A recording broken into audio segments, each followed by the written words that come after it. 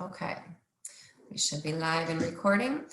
So again, thank you for attending. This is CTEIS report, CT timelines, resources. Essentially, what we're going to be covering is CTE 101, like through a fire hose. It's a lot of stuff that we're going to cover. Let me just address the agenda really quick. I'm going to try very carefully to stay as close as I can to time, just because there is a lot of information. If you have not heard any of this information before, or it's a lot of new terminology, it may feel a little overwhelming, but I promise you, like the repetition and the more that you hear these words and how they tie together, the easier it becomes. And the more, you know, CTE becomes just like secondhand. So what we're going to talk about today is first I'm just going to give you some overview of CTE 101, and we're going to look at and I'm going to talk briefly about the public reports, facing reports. I will give during our break time, which I don't have it scheduled in here. It'll just happen naturally. We'll take a little break, let everybody refresh their coffee, and then I'll give you some guidance on what reports to maybe take a look at and check out, and then I'll give you time to play around in those reports. I'm going to talk about CTE programs and key requirements and terminology. Now, this doesn't mean I'm not taking it from the teacher lens, because a CTE program and what the teachers are required, there's a whole, I could do a whole different training on this. This is what actually makes CTE a program as far as the data is concerned. So we're going to look at it from the data side, like what makes up a program and what terminology and key things need to be in there. And then we're going to go into CTEIS reports and CTE funding and how that all ties together. That's a lot. I always get a lot of questions on that. I didn't give as much time to Perkins forms and timelines, only because I do a whole grant planning meeting for those. Not as many people work with the Perkins grant as they do with CTEIS and the data systems. So I will go over Perkins and, you know, talk about the timeline and talk briefly about the forms. But that's also, I mean, I could do, if I was to dive too deep into Perkins, that's a whole nother 2 hours. So I don't know if we want that. I'm going to share some resources and then hopefully be wrapped up. My goal, my target is to be wrapped up by about 10:30 for those of you who might need to jump off, get to something else, but I'll stay on until 11:30 or as long as anyone has any questions, and answer questions as they come. So that's kind of the day. So if we go into, my next slide. Okay, so the first thing, this isn't kind of funny because at first I wasn't going to put it on, and then I'm realizing I'm citing all these reports and not everybody might not know our numbers. So what are our numbers? So this is the state of Michigan, obviously, and you see that the map shows all the different CPEDs. A CPED is a career education planning district. We in Macomb are CPED 40, so you can kind of see us over down here. St. Clair, right above us and to the right, they're CPED 27. And together, our two CPEDs make up our region for the federal Perkins grant. So there's, you know, most of what we report on and like added costs and everything, and our data goes through the CPED. So I'm your consultant for CPED 40. So if you look up, you know, CPED 40, you'll find my name. And then CPED 27 is Pat Yannick. Now, if you look for who is the grant manager for Region 16, that happens to be the Macomb ISD as well. The Macomb ISD is the fiscal agent for our federal grant under Region 16. And I'm the regional administrator for the grant for 16. So really, I mean, Macomb we're so big, we make up usually all the numbers for any data that gets pulled for our grant or for really anything. It's mostly Macomb numbers. We just kind of help the management portion for St. Clair for the federal Perkins grant. So essentially Macomb is Region 16 for federal Perkins, and we're CPED 40 when you start pulling up your CTEIS reports.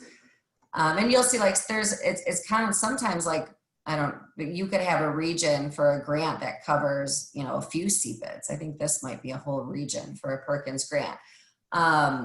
It's not uncommon to have 2 CPIDs in one region.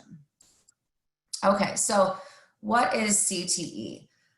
The reason I put this on here is because I often get questions, just because it's an elective course that might talk about careers or might be career focused, just because it's career focused and running in your school doesn't make it CTE. What makes CTE is that it's actually applied for. You have to apply for career and technical education status, right? You have to apply for the program to the state, to the Office of Career and Technical Education.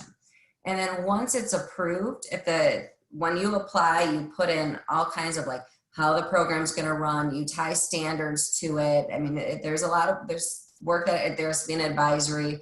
I'm not gonna go into new program application today, but there's a process to apply for a program. And then once the program is approved through the Office of Career and Technical Education, they'll issue you a program serial number or a PSN. So if there's no PSN tied to a particular program in your building, then it's technically not CTE. Anything that is approved through OCTE, and I apologize today, I'm probably going to throw out a lot of OCT, PSN, like a lot of acronyms in CTE, you'll get used to it. But once you're issued that PSN and this becomes a program, then that program is subject to OCTE review. It's subject to ISD review. I have to review 20% of programs on an annual basis. OCTE, they review programs based on risk analysis. The last time OCTE came in to visit our region, or technically they do it by CPID. So when they did our CPID, they did, it was, what year was that? 2017-ish. So it was a few years ago, which means usually they come and visit our area about every they used to be 5 years, but now with the risk analysis. So we're borderline pushing the envelope that, you know, we could have a visit from the state, and they then randomly pick programs that have PSNs. They randomly pick programs in the county and they do a review of them. So I just want to make you aware that when any CTE program, when it's CTE, it is subject for review. That's why we always have to make sure we stay up to date and compliant on all of our stuff. And that's why I do the annual review. Just in case I catch something, I can be like, hey, we need to fix this to make sure it gets in order. So this year, I will say that we were not chosen for review. So the state will not be coming during this school year. Usually when we find out, the time period that we find out about whether we're being audited that year is in like August preceding that school year. So we were not chosen for this year. So that's good news. If you are wondering, okay, how do I find out which programs I have that have PSNs that are approved? Say you're brand spanking new to CTE and you want to get that list of what are your approved programs. When we're going to have time later where I'm going to have you go into the facing report. So don't go now. It's kind of hard to multitask when you're on these things, but there will be time where we're going to go and I'm going to show you where that taxonomy exists, show you what you're looking at, walk through some of the reports, but there is a way to find out your full list of CTE programs.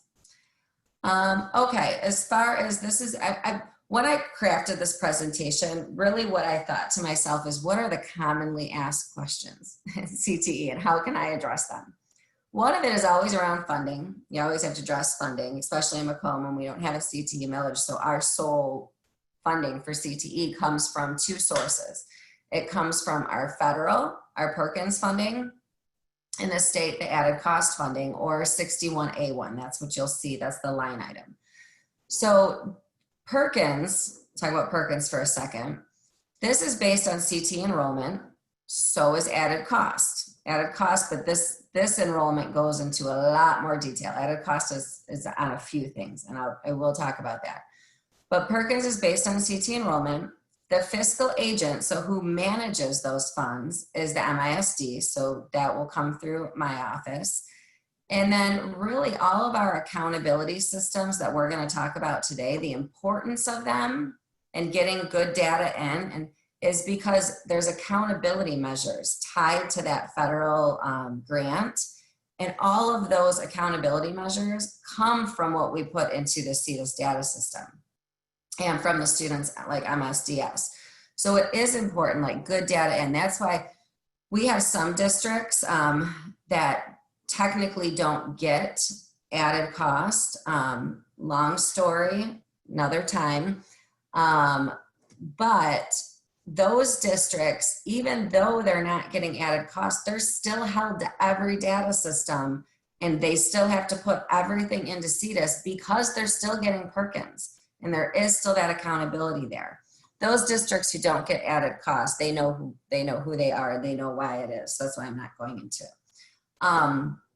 So we have 61A1. This is our state funding. So this comes through in your state aid.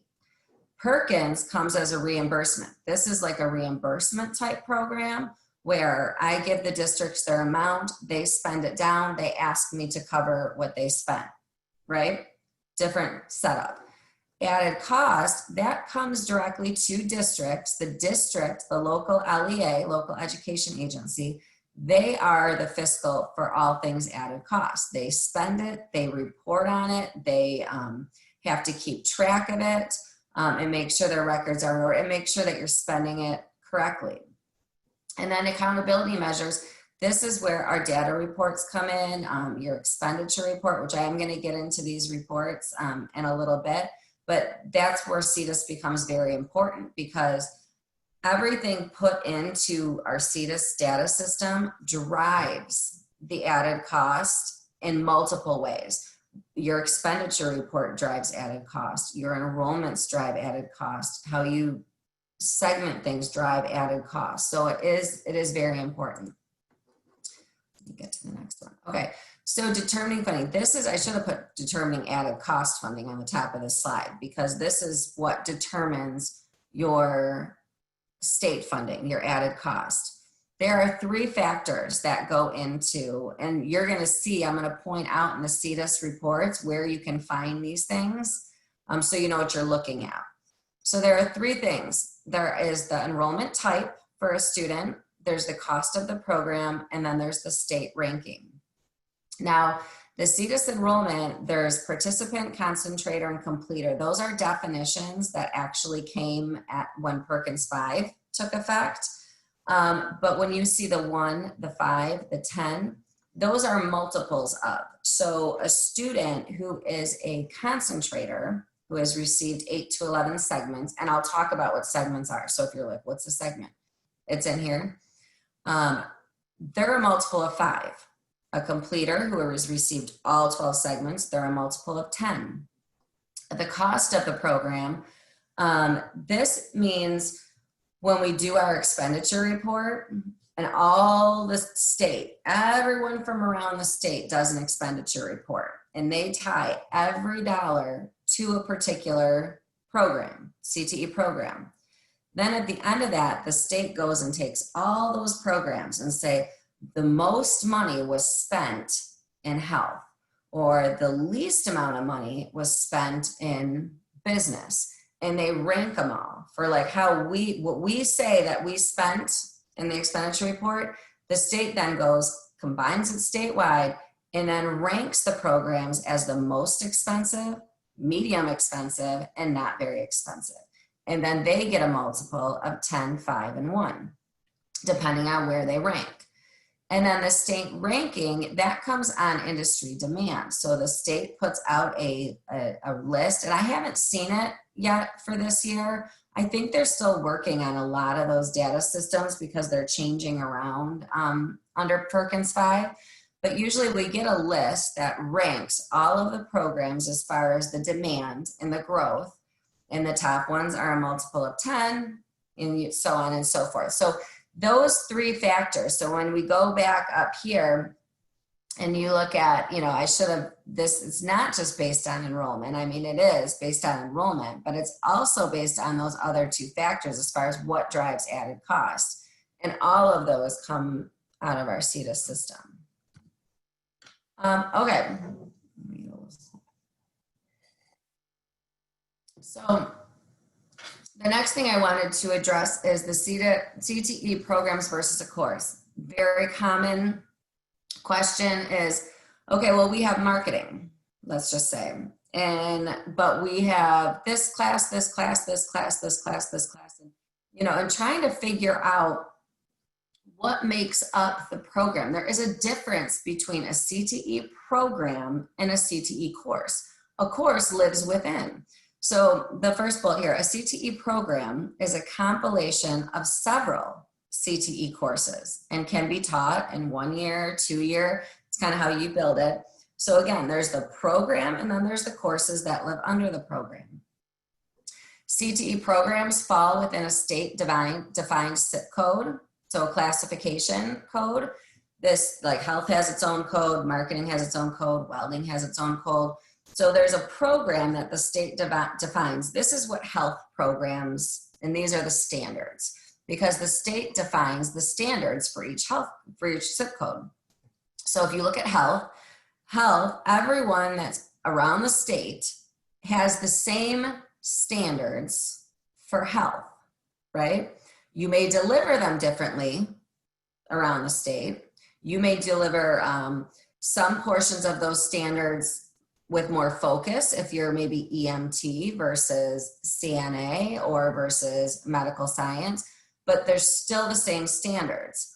But it's the district that then tells the state which courses they run for that program and where the standards fall. So I'm going to go into that a little bit because this concept is what bleeds throughout the whole CTEIS reporting system, really, is understanding you have a program and then you have courses that make up that program, and those courses have to be tied together in a sequence that make up the program, and you say where the standards are. So to better help illustrate this, this is kind of just two fake examples I made up randomly, and I don't even know what segment 1 is off the top of my head for marketing. So I'm not saying marketing needs to have these segments laid out like this. It's just an example. So let's say you take District A or District X. They have a marketing program. The zip code, this is the state-defined program name, is 52.1999 Marketing Sales Services. That is the district didn't pick this name. They didn't pick this number. The state did. This is what the state classifies, their classification code for marketing. When District X went and applied to be a marketing program, they were approved and they were issued this PSN, this program serial number, which is unique to their program. Now, when they applied for this program, they had to tell the state, and they routinely have to, even after being applied, you have to keep this current, how their marketing program was going to look, what the courses were going to be. So they have Marketing 1, and they actually run Marketing 1 as a full year. Then they have a full year of Marketing 2. And then the students who completed both of those, they have it set up where they could actually work in the school store. And when this district looked at the standards, the marketing standards that were under this classification code, they said, well, in the first year, we're going to do 1, 3, 5, 7, 11, and 12. Those are the segments, the standards we're going to cover. And then in year 2, it'll be the other ones. Notice they don't overlap. You cannot repeat segments more than once. And then Q is a past completer, which I'm not going to go too much into today, but there is a segment Q, which means they've covered all of them, and now they're in lab base. Now, a few miles down the road, you have District Y. District Y also has a marketing program. Maybe it's really a marketing and sales program, that's what they call it locally.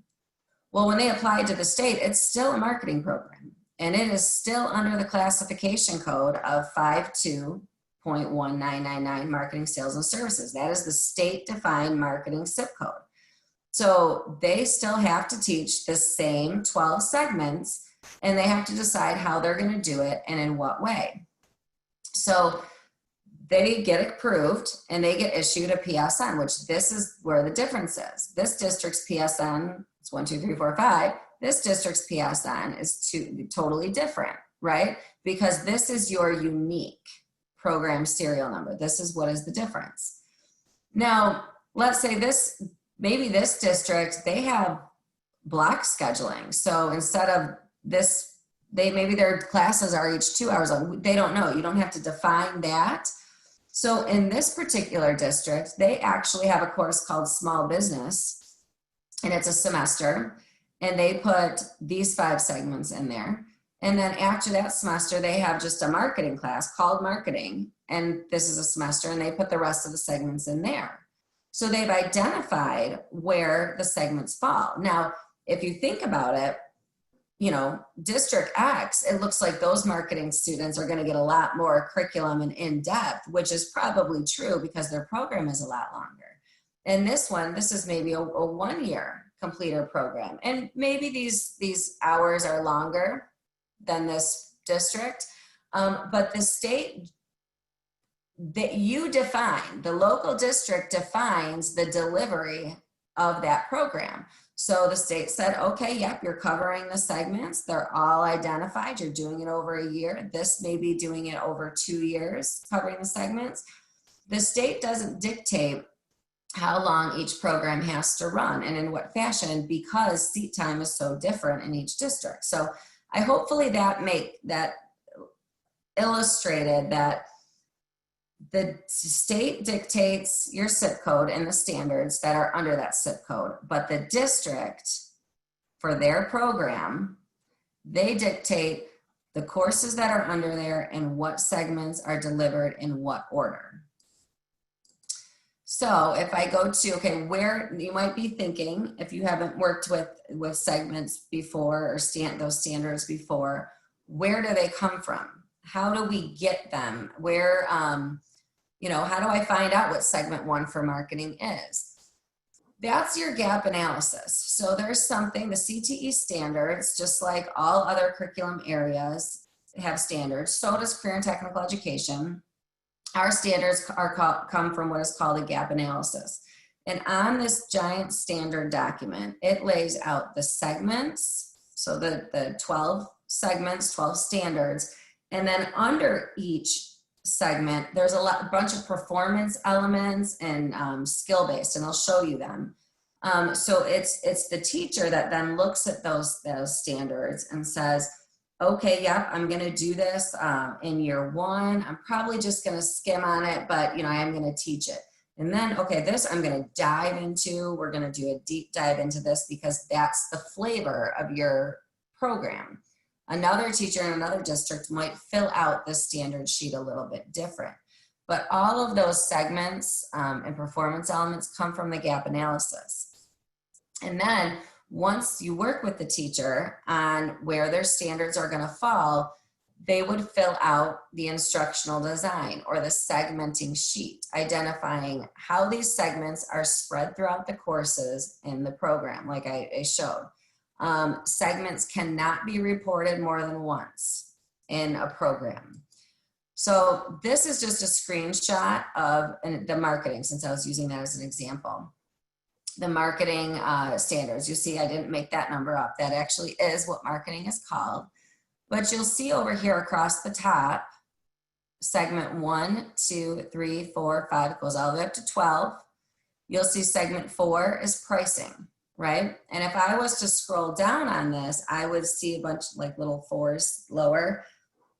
And then it would go into detail about, okay, what exactly in pricing? So you kind of have to do, you know, scroll down and over to see which segment goes with which, because these are your performance elements and, you know, the measurement criteria. So and a teacher would go and they'd put little X's, and I'm not going to go into that, but they would identify, you know, to what level they would cover this.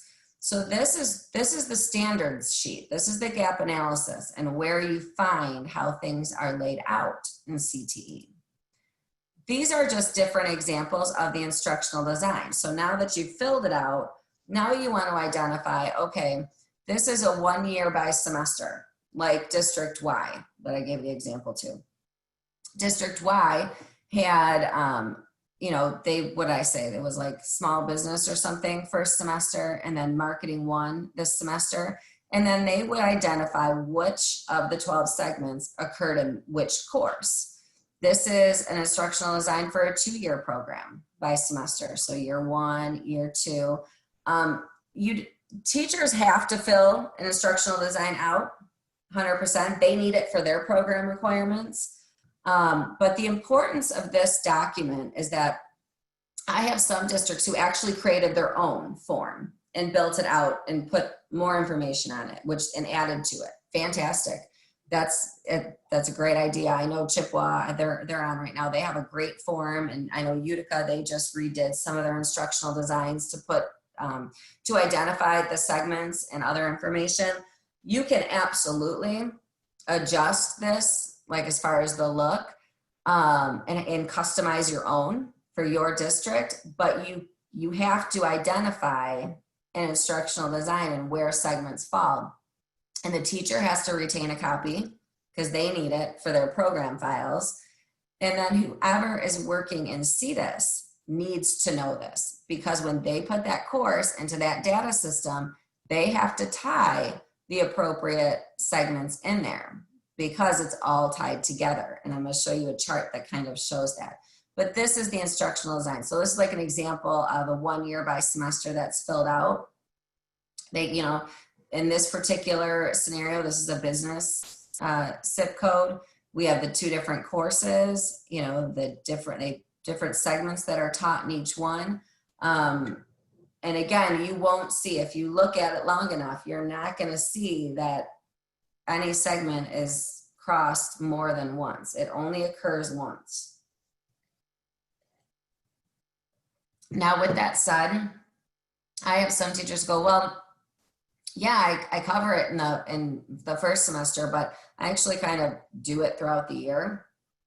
You're just claiming it once. It doesn't mean you can never talk about it or teach it again. You're just identifying it once. So when it goes to the data input people, they know where to put that segment in their CTEIS system.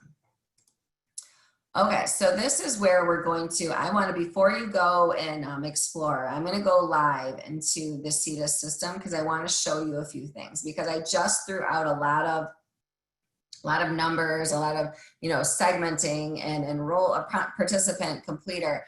I want to show you something really quick. I'm going to switch over to the live share. I'm going to go.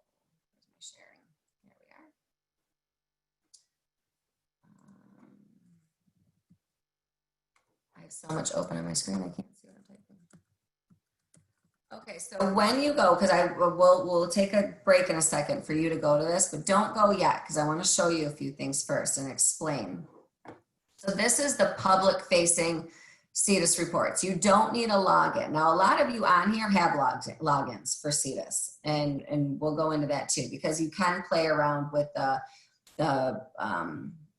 your student data. You won't see student names in the public facing. You'll just see overview stuff. So when you go to CTEIS reports, if you do this drop down, there's a few things I want to point out, and then I'm going to give us a break and have you guys go play with it. So these 2 top ones, the state aid funding and the funding reports archive. The difference between these 2 is in 2015-16, funding formula changed for CTE. This is where you'll find all the old funding reports that were based on like seat time and just different factors. The new state aid, or the added cost, are based on the 3 that I shared earlier. The type of enrollment they are, the cost of the program, and the ranking by the state. So when you go under here, there's a lot of different ones. You can, you know, look by state zip code, but the one that I'm going to point out right here is the top one. And if you click on it, you come down here to the bottom and you can look by CPID, which remember we're CPID 40, but for this one, I wouldn't recommend it. It's not going to do you any good looking by CPID. Or you can go by fiscal agent, which is for this, remember the fiscal agent for added costs is the local. So you are the fiscal agent. So I'm just going to type in Romeo. And notice as you start to type, it starts to populate. So I'll pull up Romeo and then I'll run the report. And this is public data, so it's not gonna show any privileged information that I shouldn't be showing.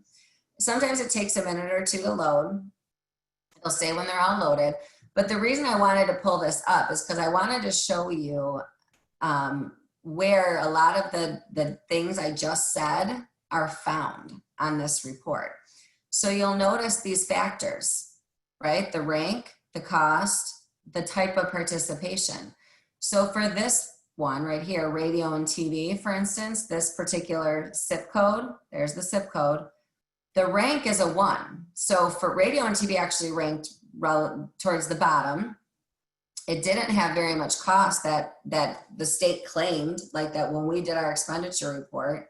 And then this particular program had 25 students who are considered participants or funded at a 1. They had 56 that were funded at a 5, and they had 18 that were funded at a 10 because they were completer. And if you look across, you'll also see this is the total state allocation, this top one. This is the district, and you'll see it when you get into your own reports. But then this is how much money that this particular program brought in for the district, okay? And then if you scroll down, you can see there's the segments. That's where they live. So these are all the different courses that this particular district said lived in this program. And throughout the course of these courses, that's weird, this is how the segments were laid out. That's how they did it. And then the next one would go into computer programming. Now notice computer programming, as far as rank, there's a 10 there, because computer programming is very high in demand and in growth. But a lot of people didn't spend very much money on it. So it was a 1 as far as their cost factor. And then again, notice there's no duplicate. In science principles, this is first semester, and then looks like this might be second semester, 2 courses. They don't repeat. So in semester 1, in this AP computer science principles, they're doing segments 1, 2, 4, 5, 6, 7, 8. And then after that, when second semester starts, they're doing the rest of them. So you should be able to see, like when you look at funding reports, they actually show you a lot of your data. Sometimes by playing and looking at the data is the best way to find if there's something weird going on or if there's an error. So the other thing I wanted to show you, so that's the underfunding report. I'm not going to talk at all about the Perkins performance evaluations just because it's such a big conversation. And I will show you a website that you can dive into your CPIs, but it really is a much bigger conversation. Your CTE enrollments, if you want, like, you can play with all these. This breaks it out into different demographics. I'd say play with all the reports when you have a chance, just to kind of see. But this bottom one, this program enrollments and completion, this one's really telling because you can click. I'll go to fiscal, right? And I'll use Romeo's data again. If I go to Romeo Community Schools and run the report as the fiscal, and notice you can flip between years, which is kind of nice. So this is Romeo's programs. It has this is the state, oh, nope, that highlighted a lot. The state defined zip code, right? This is their PSN. This is their unique program serial number. So it talks about how many programs they have, the total students that were enrolled, how many of them were concentrators, how many of them were completers. So again, it ties it back to segments. That's why that segmenting is so important, that you have a full program. It talks about your total students.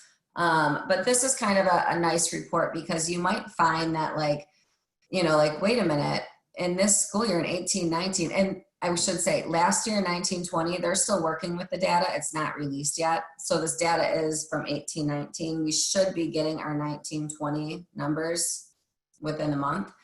But you can see like if something looks off, that's where you need to go back and look at the data, because the best way to find, I mean, like, I'm not kidding. The first time I left the classroom and started working in career and technical education on the admin side back in 2011, I was playing around with these reports. And the reason I found out our segments were all off was because I used to teach a one-year business program.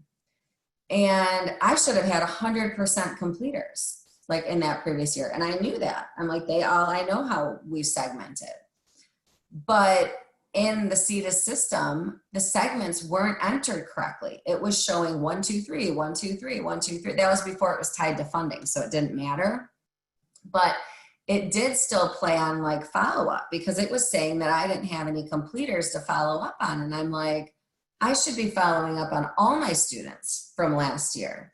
So sometimes just playing around with the data and looking at it and being like, yep, yeah, that looks about right. We ran X amount of students through business, and yeah, I did get some completers, so that's good. So knowing how to work and what you're looking at in these reports and how the status between participator, concentrator, completer tie in with that instructional design is really important in order to be able to check for accuracy. So that's the one I wanted to show you under enrollments. Follow-up surveys.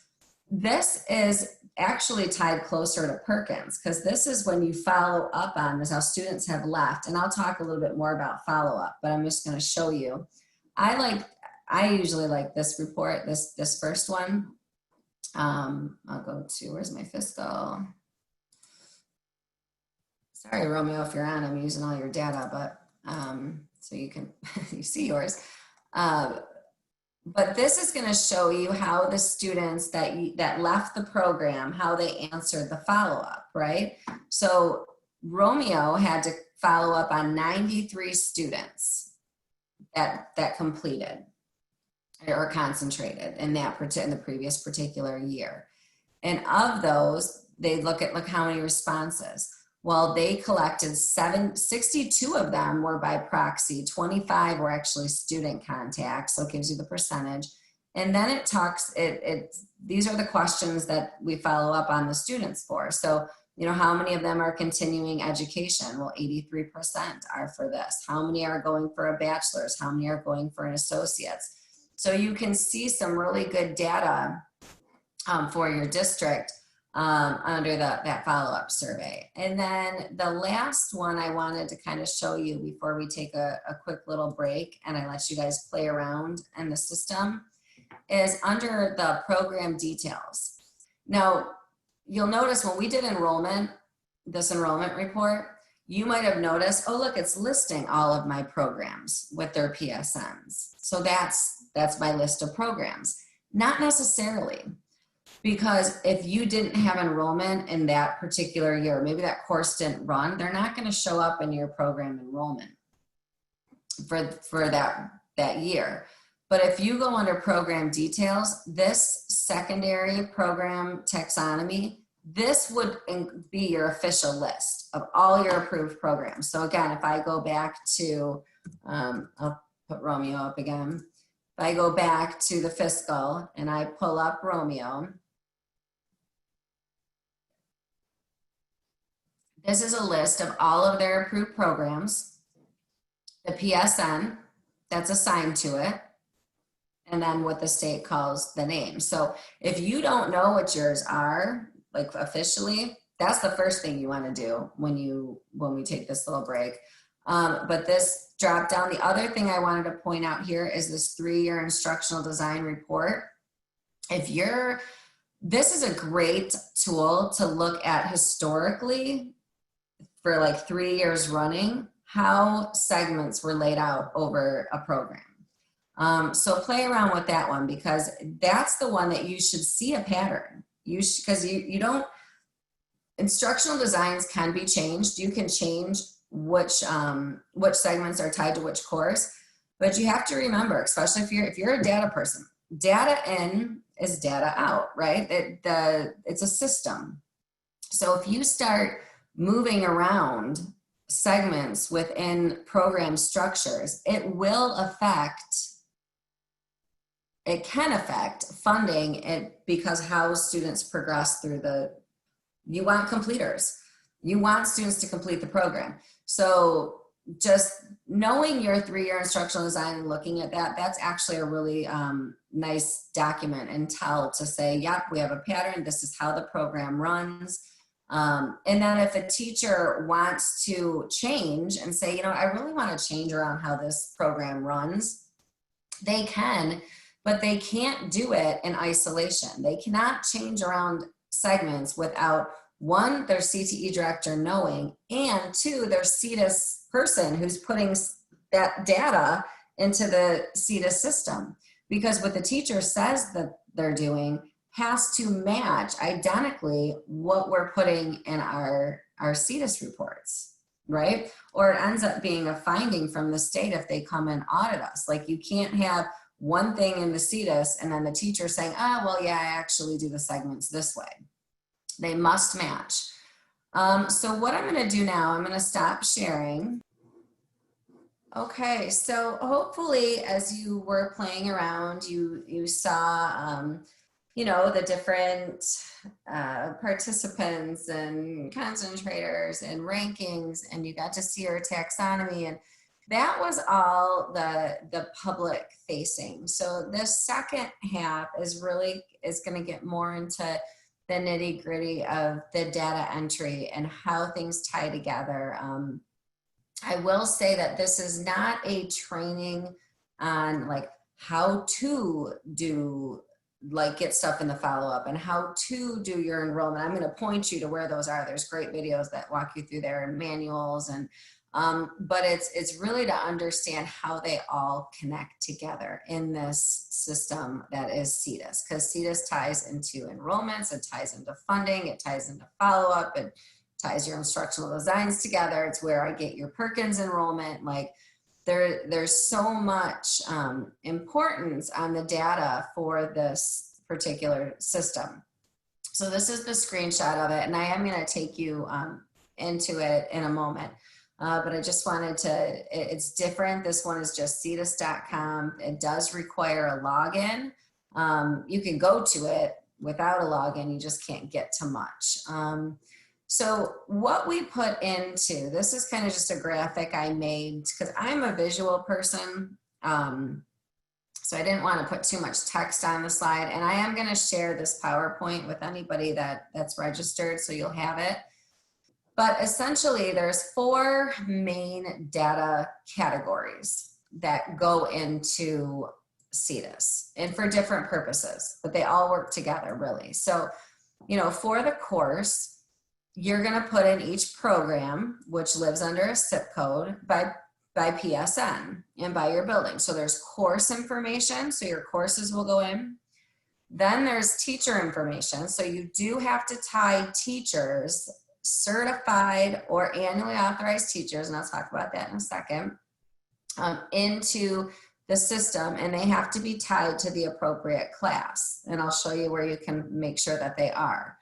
But the teacher data is super important. This is, I will say, anytime we're audited, we could have issues with like maybe our segmenting's off, or maybe we get a finding because a program didn't have work-based learning tied into it, or things like that.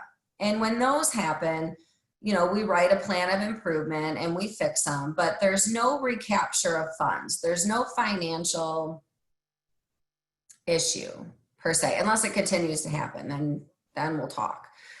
But the only time that the state usually will take back or recapture funds is if the teacher that is assigned to that program or course is not properly certified. So this one is very important, and the data does go into CTEIS. We tie segments in. So the segmenting information has to be tied to the courses. All 12 have to be accounted for. That's your instructional design. And then there's student data. So then there's student data that goes in. It can be done, the UIC plays a really important role. because it links to your student data system. There's uploads that you can do to make it a lot easier. And then there's nightly like checks that run. And if there's an error between like an MSDS link and what is in CTEIS, like if there's a UIC error, you get warnings, and there's a manual that like walks through what those warnings are. So then there's the student data. So that's the data that goes in for like our enrollment reports. Now, all the reports that then follow up that we have to do are reliant on this basis of information on your enrollments. So I'm going to talk really quickly because I think this is an important point, just so everyone knows. When I talk about certified CTE instructors, CTE is very specific on who can teach in a career, in an approved career and technical education class. You might have a science teacher who would be fantastic at teaching mechatronics or some type of CTE program.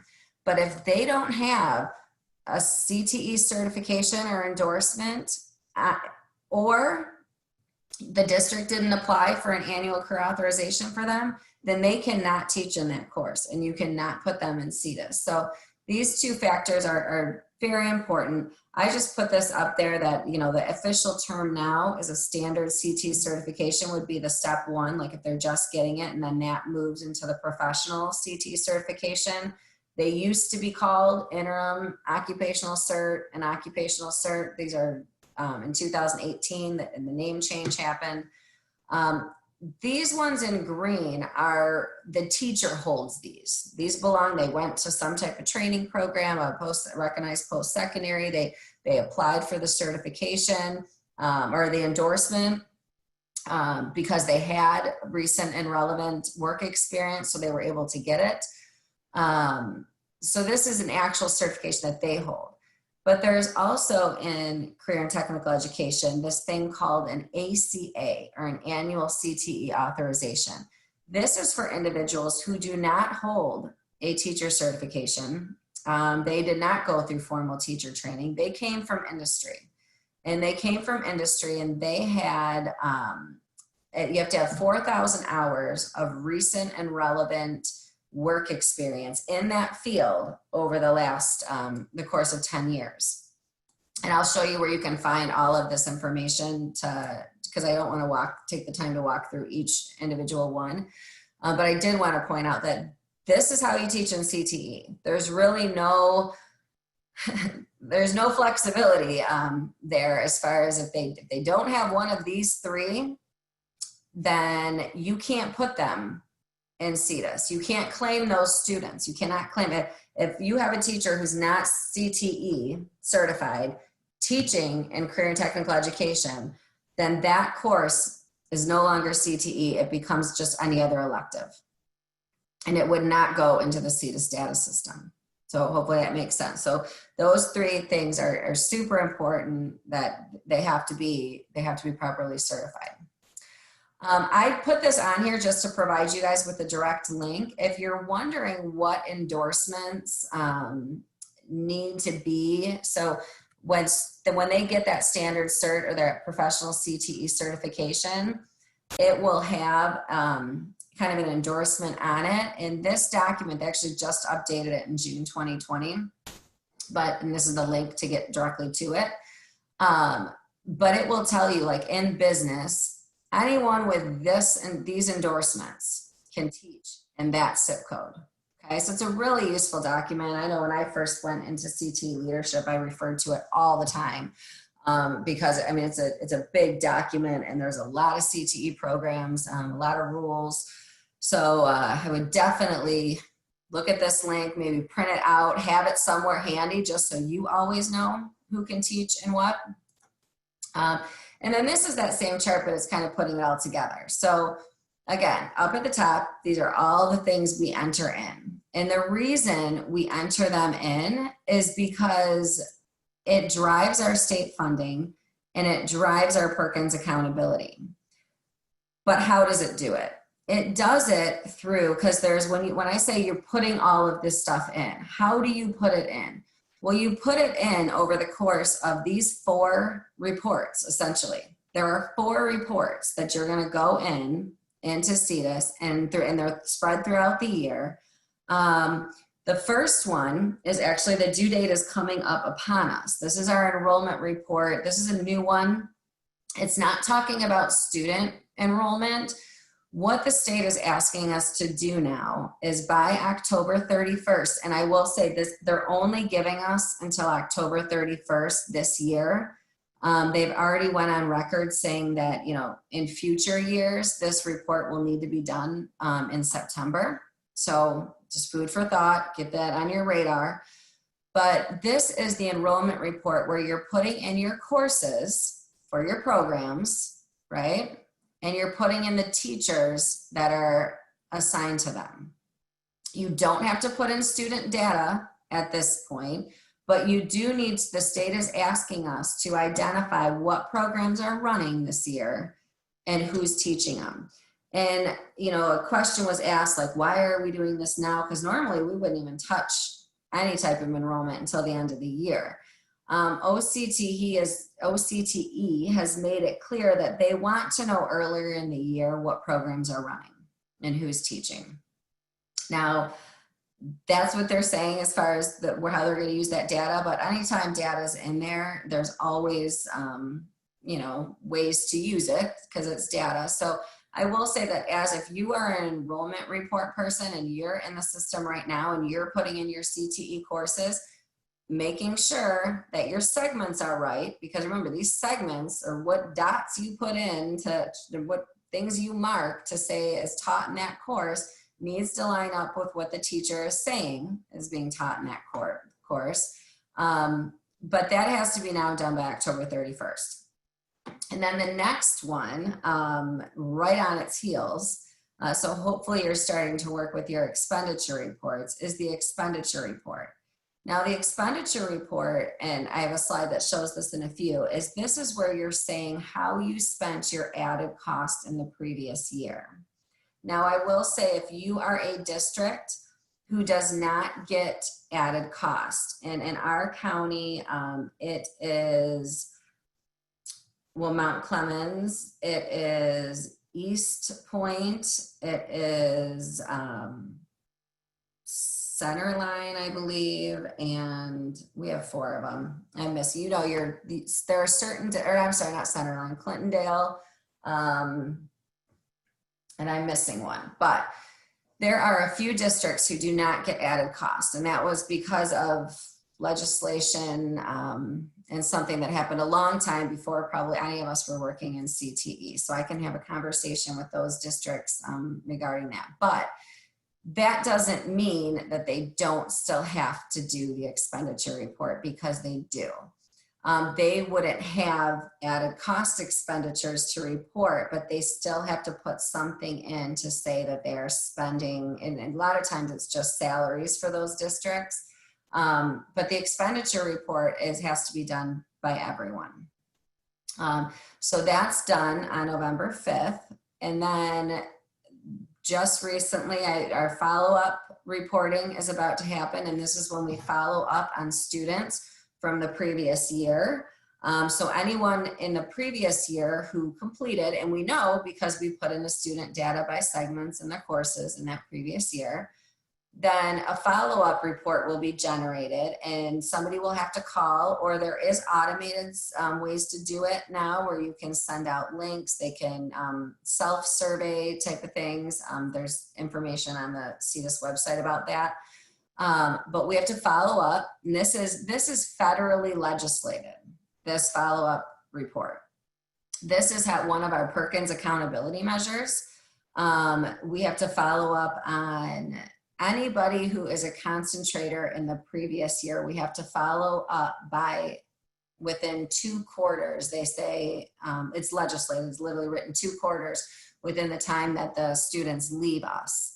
So that's who you're following up on. Now notice the follow-up, you might have 500 CTE students the previous year that leave. You're not following up on all 500. You're following up on the ones that received concentrator and completer status.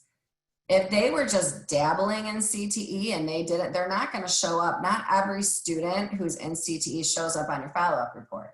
The students who follow up, who show up on your follow-up report, are those students who've received 8 or more segments. That's who you're going to follow up on. And then lastly, at the end of the year is when we take those enrollment reports. So the courses and the teachers are in, and now we start putting the students in, and that's our enrollment reports. That's how, again, this plays on funding, and it also plays on accountability. So here's the 4, essentially, the 4 different reports. These are the deadlines for these reports for this particular year. Get to the next one. And you'll notice, like, if you go into the actual CTEIS system when you're logged in, and I know this is hard to see, so I'll just read it to you and I'll go into the system live. But even their headings, when you go under data entry, it's enrollment, follow-up, expenditures. Those are the main things how CTEIS is, and then the data that they're asking you for is course information, teacher information, segmenting information, and student information. So again, if we go back to the actual, once you're logged in, you have data entry, and you can manage your students, you manage your courses, manage your staff, you follow up, and you do your expenditure reports. So it's not, it seems overwhelming, but it's really just 3 main lanes, and knowing those 3 main lanes and making sure the data is accurate drives a lot of the accountability in the funding. There's a question, should the follow-up report include names, or are they still working on it? We are trying to import and it only has their UIC. It should have their names if you're logged in. So that might be a question for, so what she's asking is under follow-up.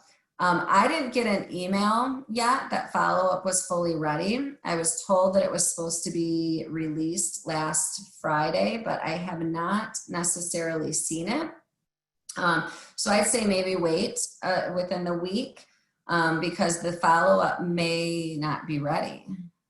When I download follow-up, it had names. The email received yesterday indicated that we should wait until after October 18th. Thank you, Sally. So what Sally's saying is that when she downloaded, her names were there, but their state is indicating that in order to fully make sure that all the data is ready and the students are ready for follow-up, to wait until October 18th, because they're probably still working on it.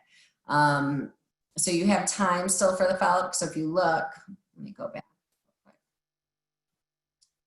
The follow-up isn't due until January 8th, but they release it usually by mid-October so that you have time to follow up on all these students.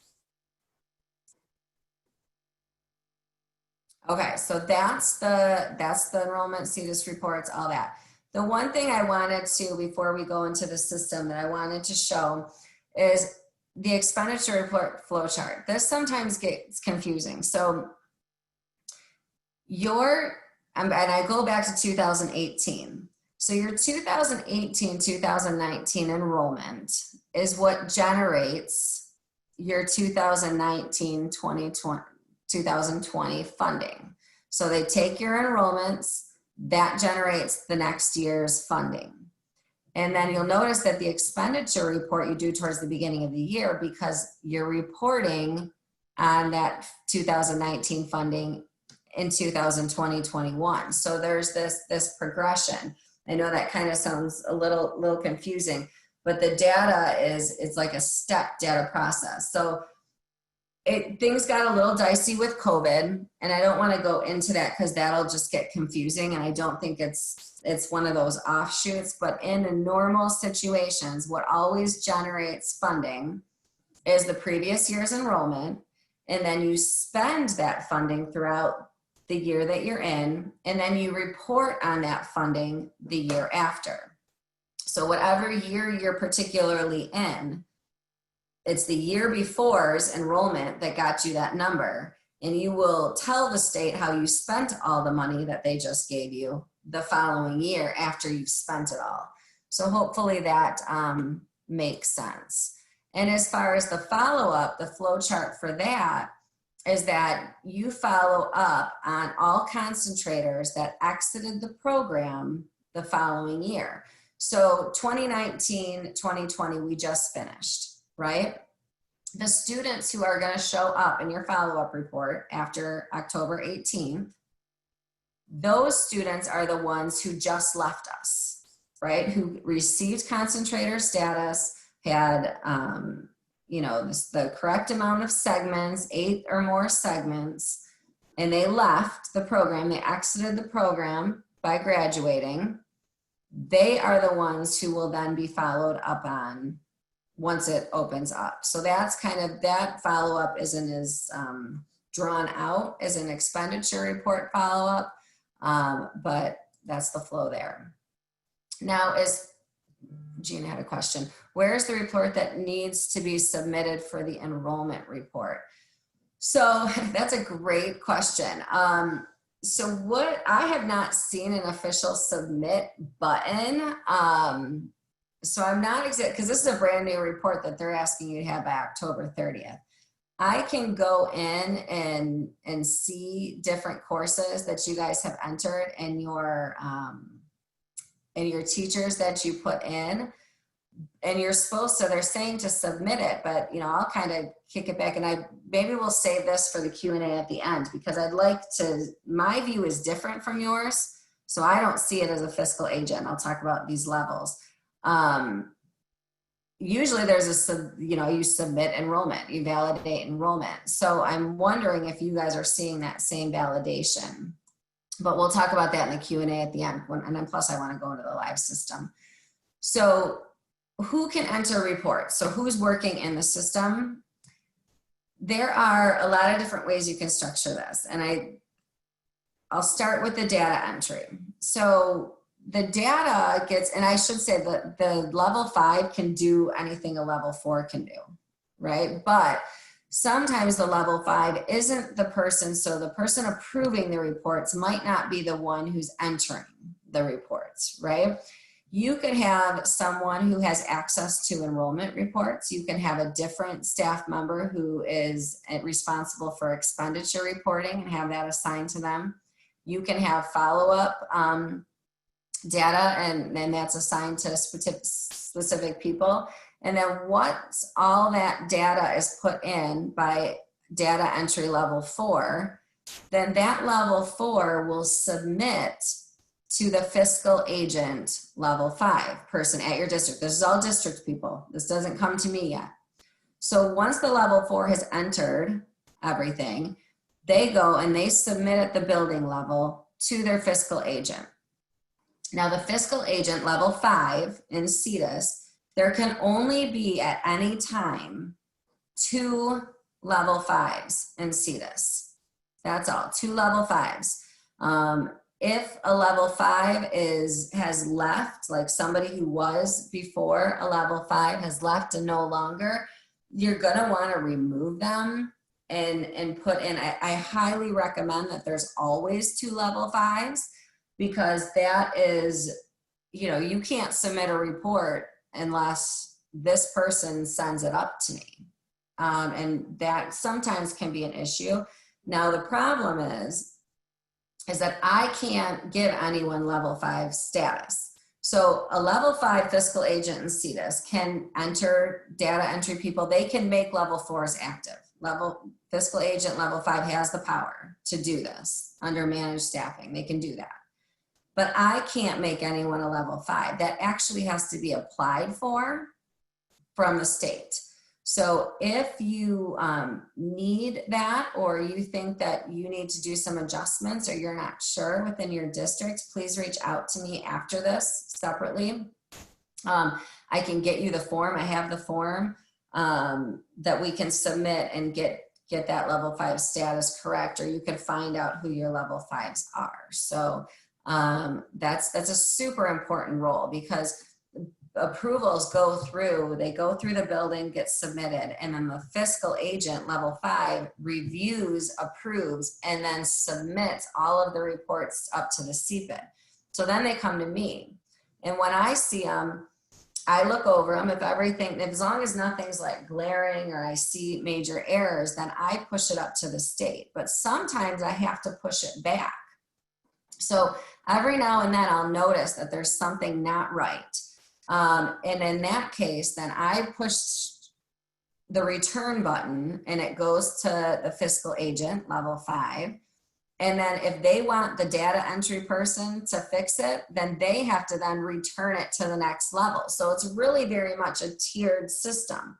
So data gets entered at the building at level 4, it gets pushed up to level 5, level 5 reviews, approves, sends it to the CPID. If anything is, and the level 5 can push it back, it's just kind of, it's a continuum. Goes up, it goes back until it's ready to go to the state. So that's how that works. Let's take a look. Let me I got a question. Good morning. When was the funding report based on? I am assuming it should be within the next few weeks. I would think because now the budget is finalized. I just received my official, they just released Perkins last week. And I know that they were working on it because I'm also waiting for it for 61B. So I would imagine we would have it by the end of the month, but they have not given an official date on when the 1920 funding would be released. It's not going to be very different than the funding from the previous year because of COVID. Because of COVID, they're using 18-19 enrollment again. And because your data will still be in there, but the funding formula is going to be different because of COVID. So essentially, in a nutshell, what you received last year in added cost should be almost spot on or pretty darn close to what you received this year, because when the state passed the budget, the added cost amount didn't adjust. So that hopefully that helps if you're trying to plan for something as far as your funding, but they have not released it officially yet. So I'm gonna switch my share. Okay, so when you go into the public facing side of things, a few things I want to point out on the actual website. The website has all the dates that I was sharing. So there's your expenditure. This is more admin side. Your follow-up, your completion dates. Different count days. They'll put different updates as far as if they're working in the system or CTEIS is going to be down. Down here, this is a good section. I mean, honestly, when I first started working with CTEIS, I used these documentation a lot because there's a lot to learn. There's enrollment manuals. So if you wanted to dive more into, you're about to do your enrollment, your expenditures, your follow-ups, this is general information. I also have these linked for your resources at the end. But this, again, I'm not logged in and I can get to this. So this is open, this is public facing still at this point. But then once you log in with your MISD account.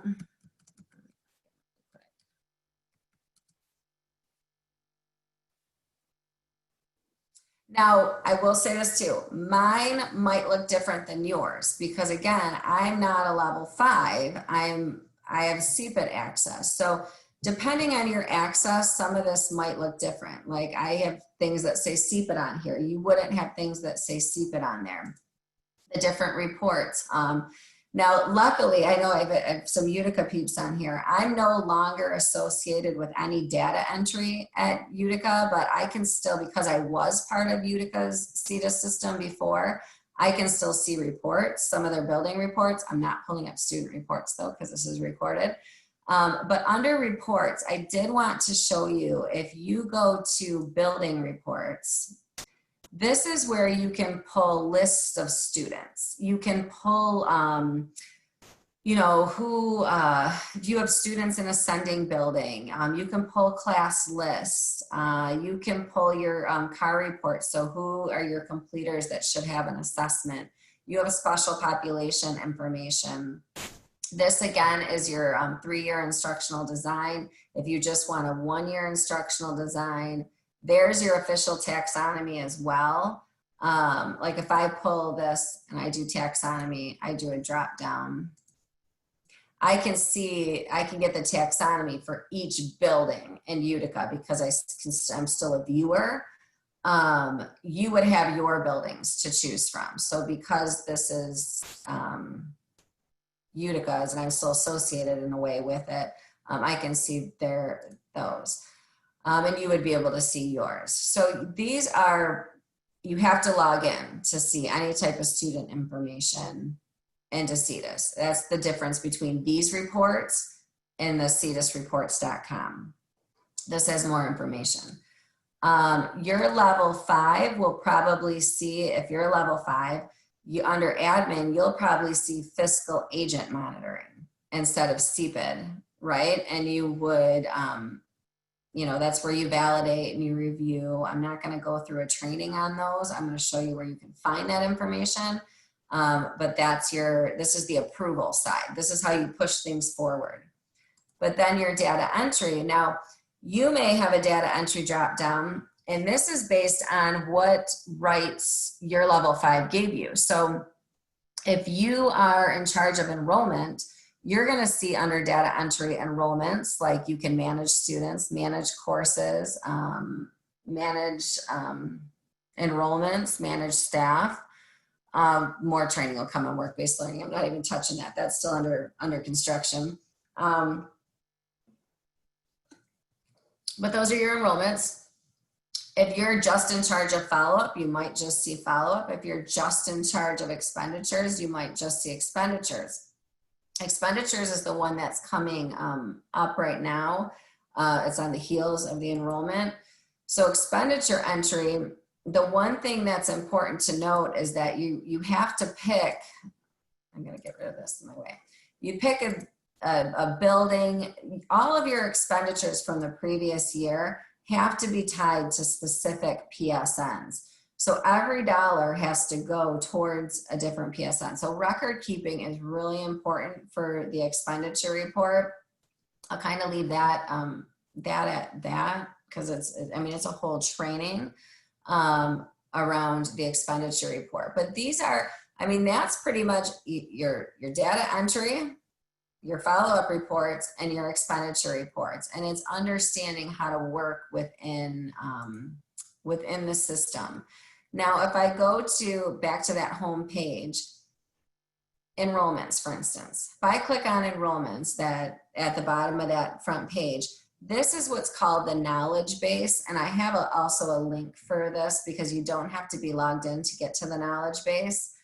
And under data entry, you're going to see there's all kinds of different manuals, like how do I do spring enrollments? How do I add new users? What does the enrollment and completions look like? How do I work within that? There's also, if you go under trainings, there's training videos, which these are, if you've never worked within the system and you're supposed to be doing, sorry, my thing's jumping, and you're supposed to be doing the expenditure report, watch the video and you'll be able to pretty much figure it out. As long as, I think the thing that hangs up the most, the questions I get the most, or the issues that districts have sometimes the most, is that their permissions aren't set up correctly for that particular individual to be able to do some of the reporting. So, but once you get in here and you start doing the training and you watch the training and you watch the follow-up, you watch the enrollment video, or if you don't have time to do the video and you just want the manual, go back to the manuals. So if I say data entry and I want to look at expenditures, nope, that didn't work. Let me go back. Here we go. So if you just want some of the manuals, there's the fall entry guide right? So fall data entry, that's where we're in. There's where you can find the guide. There's a certain building review for fiscal agents. This is for your building reporter. This is for me, the CPED. So what should I be looking at? So definitely use the knowledge base, and that will be linked to the resources. Let me go back to here.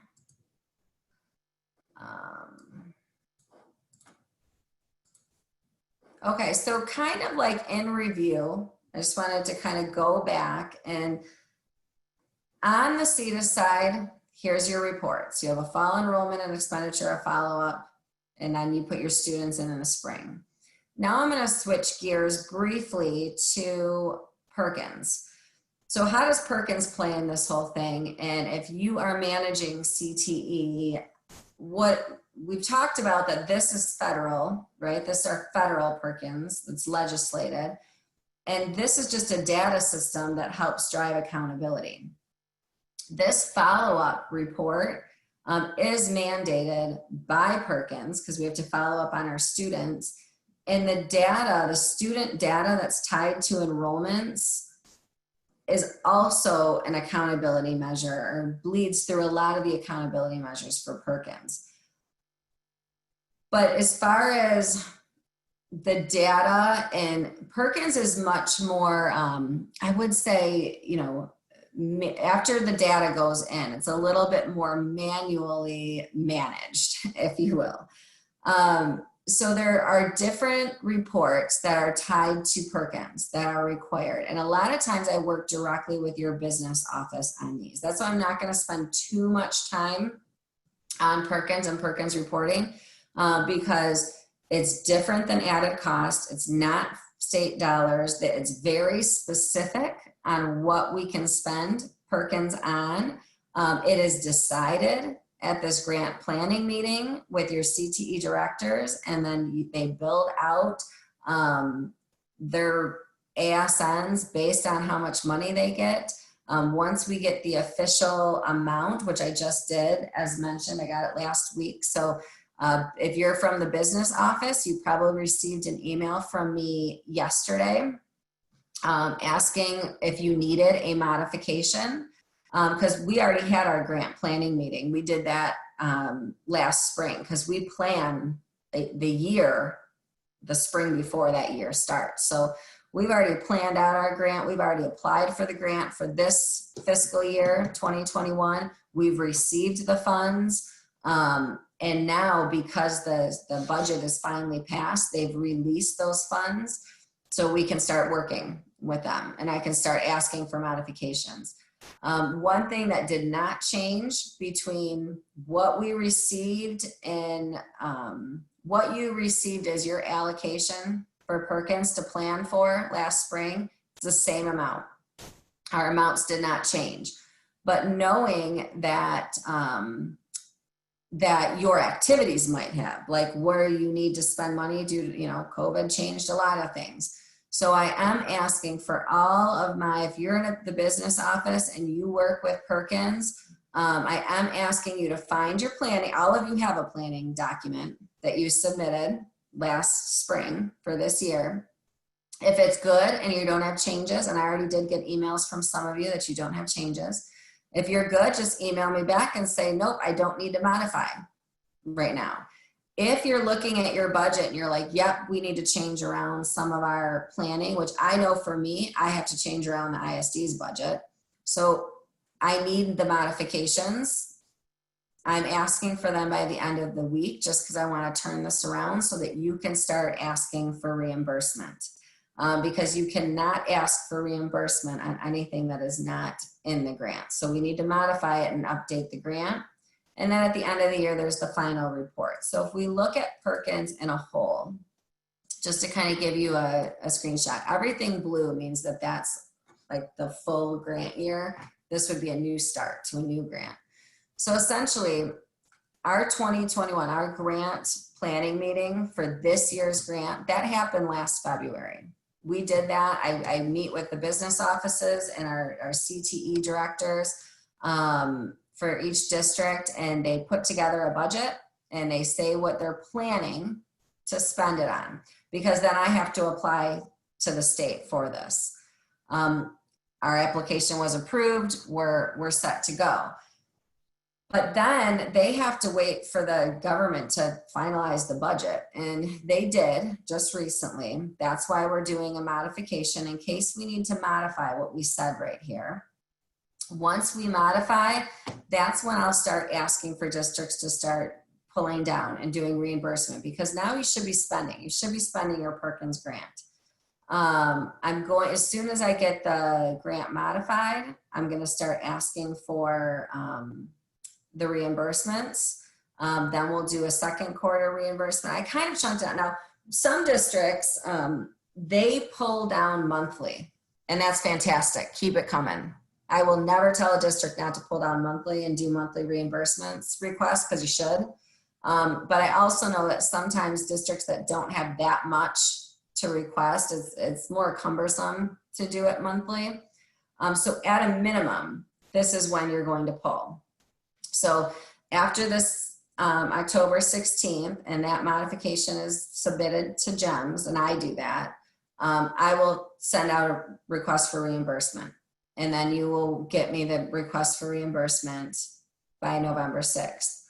Then we'll keep trucking along. And then when we come back after Christmas, you'll probably get something from me again saying, okay, let's pull everything for the first half of the year.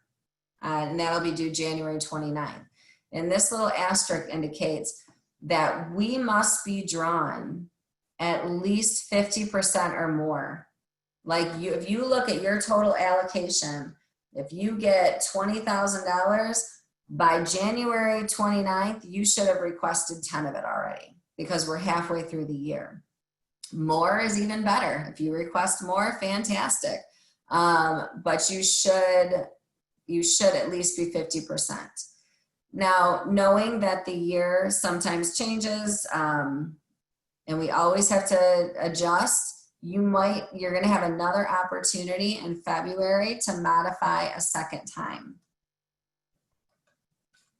Excuse me. So you'll have to modify a second time. I'll go in and modify the grant again at that time. Now, the reason this one is in green is because this grant planning meeting has nothing to do with this blue budget stuff. This is planning for the next school year. So on March 2nd, I will pull all again the CTE directors together. I don't know what it'll look like yet. I have a room reserved, or we'll do it online. I don't know. But we'll do another grant planning meeting to plan out activities for the following year. And then we'll really just start hitting home the reimbursements. You'll start asking. And then at the end, I will send out to your CTE directors a final activities report that basically you just walk through and you give some narrative around some of the activities that you've done, because I have to submit an overall narrative to the state. So you'll see that this is more, it's form based. So you submit your forms and I adjust, because all this data goes into GEMS for the Perkins grant management. You guys don't go into GEMS for Perkins grant management, only I do. But I have to collect all of your data in order to put it in for our region correctly. And this is the data that's requested. So if we look at, this is what the planning form would have looked like for those of you that are new to CTE, is you'd find your district amount, you'd have the amount that was allocated, and then you had to put in your district amounts. It calculates it for you. Like if you had a paraprofessional who, worked with CTE students on, guidance services type, maybe they're up here under career exploration type activities. You would put in their salary, their fringes, and then it would total. All Perkins has to be matched. It's so like if your district receives $20,000 in Perkins funds, you have to have shown, what is the word? Something of effort. It's legislated, but you have maintenance of effort. You have to show that your district has contributed just as much, has matched the federal amount and in these categories, and then you put your non-federal match, right? So this would be an example. I have Lakeview's on here. Laura, you're on here. So this is Lakeview's. If you're wondering what you put on your planning budget, Laura, here you go. So this is what Lakeview submitted last March. And they filled in, you know, the salary, benefits, they have some purchase service, all of this added up in their Perkins total, right? There's their Perkins totals. Then this is their match. So this is not Perkins funds right here. This is just what they're saying, like, you know, Laura's saying that, yeah, well, in career services, career awareness, we spend an additional $12,000 of funds, whether it be added costs, whether it be, you know, general fund, it's non-federal. Your non-federal funds, what are you spending? And then it totals up. Now, the problem with this is when I go and write the grant and put these numbers in, I have no way of knowing what the $9,000 is. Like, what is that $9,000 that is Lakeview really spending it on? And that's where the activities report comes in. So actually, before I do that, this Perkins fund, if you isolate and take out these two columns, the Perkins totals and the non-Perkins, it's these two columns that end up being highlighted in the next form. So you'll see like 13 to 5,000. If I go over there, they are 13 to 5,000. So it's, you're just transferring them over. So now here, we know that this transportation, this is for transportation for field trips to local and state CTE events. I can write that in the grant. This is for a CTE guidance counselor assigned to help CTE students and attend the advisory committee meeting. So this narrative along the side is just explaining to me what those funds are, because I can write that narrative into the grant and MEGS. So hopefully that makes sense. So you'll see these Perkins funds, that was what they received. And the this is the match. So they're matching it with non-federal funds, and they're telling me what that is. So if you go back, this 20,855, this is all Perkins. All of this is Perkins. This is you telling me what category Perkins is, it adding it up right here, and then this is the match. And on the activities report, you're going to take these funding amounts, and you're going to lay them out and then just tell me what they're being spent on. This is helpful for not only myself when I write the grant, but it's also helpful for, you know, communication within your district, where, you know, your business office and the CTE director and leadership starts talking about, okay, this is for accountability purposes, this is what we spent our money on. This is how we're spending it as far as the federal grant. And everybody is speaking the same language. The next form, this is the modification form that just came out. You'll notice it looks very similar, if not exactly the same as your planning budget. The only difference is the signatures are now required. Okay, so if you're modifying, the signatures are required because it makes me know that your business office or your CTE people, so this is your business office, this is your CTE leadership. This allows me to know, yeah, your CTE person didn't just go and change the form and the business office didn't change the ASNs. Like, your budget has to match what your CTE person is saying is being spent. So these have to be in communication with each other. There has to be, like, everybody has to know where this money is going. And then I get it and I look at what you're modifying. If it's all set, if it follows what we do it, I put it into MEGS and we're good to go. The reimbursement, I didn't put the reimbursement form on here because it looks very similar as well.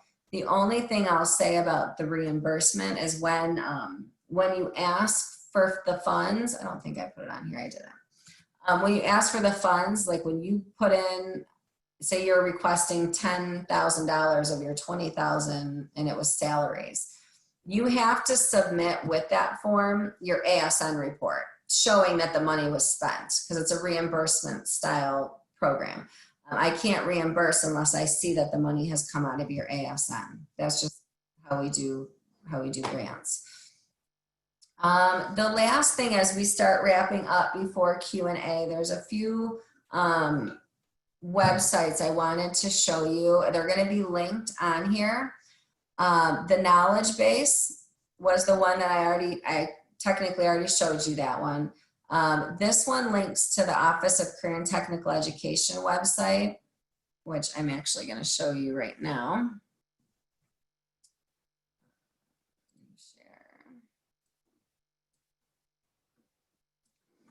Okay, so the easiest way to find OCT's website is I always just Google OCT and it comes up, but that link will take you to the Office of Career and Technical Education's website. A few things to point out for those of you who are working or new to working with CTE is this CTE instructional programs. If you go under that particular link, you're going to find all types of resources. So you will find the EDP guide, you will find which consultant is assigned to which CTE program. You'll find the teacher certification requirements by cluster. So that's actually the one that I linked directly, but you'll find that PDF of what teachers can teach in what zip code. You'll find all the different applications, like if you want to know recent and relevant for annual career authorization, that is there. But down here is really what I wanted to highlight is these different toolkits. So OCT puts out teacher toolkits and administrator toolkits. This is the program advisory toolkit, a new program application toolkit. So if you want to go back and you're really trying to dive in to learn all things CTE, a good starting place would be to just kind of review some of these. Let's see, is there anything? Oh, this request for transfer of state-approved CTE program. So if you're doing a building transfer, Romeo recently just did this when they moved. They got rid of RETC and they built the new high school. So they had to transfer programs from one building. I know Roseville's also looking to transfer a program from one building to another. So here's the application. If you're requesting to remove a program, this is request to remove a state-approved CTE program. So maybe you're closing a program. There it is. Let me go back to here. The CDC, this website, the CCDA, this is a curriculum website. I'm just going to copy and paste it. I want to show you this because if some of my CT directors or leadership that's on here, I think this is cool for you to see. This is the Career Curriculum Development Association of Michigan. So it's outside of, it aligns with the CPID Council, so my group, but it's more on the curriculum development side. And I was playing around with it a little bit. You do have to be a member, like, to access some of the information. This math and literacy and CTE, there's this math and CTE, and they've done a lot of good work here. So you'll see that each particular area, so you got construction, graphics, so when you open it up, it's gonna go into a PDF, but it outlines, it takes all of the segments and like basically from the gap and then maps it to the Common Core math standards. So I'm not going to go and through those all right now, but I did want to at least show it to you that it is there. So let me go. And then I put on the CTEISreports.com website just in case. And then the last one is the teacher certification.